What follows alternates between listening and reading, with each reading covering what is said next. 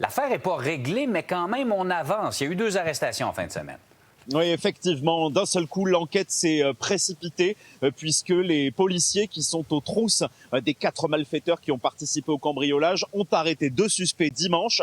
Une opération provoquée en catastrophe puisque l'un des 2 suspects s'apprêtait à prendre l'avion, vraisemblablement pour fuir en Algérie et donc quitter le territoire national et échapper à la centaine d'enquêteurs qui travaillent d'arrache-pied pour essayer de retrouver la trace non seulement des 4 suspects qui ont participé au cambriolage, mais surtout aux bijoux, puisqu'aujourd'hui, nous n'en avons toujours aucune trace. Ces bijoux qui appartiennent à la couronne royale française, qui ont été dérobés il y a 8 jours maintenant. Donc là, les 2 suspects sont interrogés depuis samedi soir par les enquêteurs qui ont jusqu'à mercredi soir pour essayer de les faire craquer, pour leur faire dire où sont leurs complices et où sont les bijoux.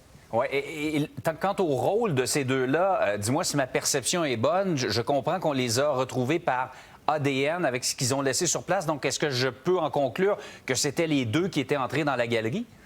Oui, effectivement, c'est tout à fait ça. Ils sont suspectés d'avoir participé au cambriolage puisque dans les objets qui ont été retrouvés sur place, on parle d'un casque de moto, on parle d'une paire de gants, d'un gilet jaune, mais également du monte-charge, le camion qu'ils ont tenté d'incendier sur leur fuite, mais qu'ils n'y sont pas parvenus. Et bien là, les enquêteurs ont retrouvé des traces ADN, également des empreintes digitales qui leur ont permis d'identifier les suspects. Sans doute d'ailleurs que les policiers auraient préféré attendre encore quelques jours avant de les arrêter pour retrouver l'ensemble du réseau qui a participé à ce cambriolage et peut-être même les bijoux eux-mêmes, mais ils ont dû précipiter leur arrestation puisque l'un des suspects, âgé d'une trentaine d'années, s'apprêtait à partir en Algérie. L'autre a été arrêté en région parisienne. Tous les 2 sont connus de la police pour des faits de cambriolage dans des bijouteries.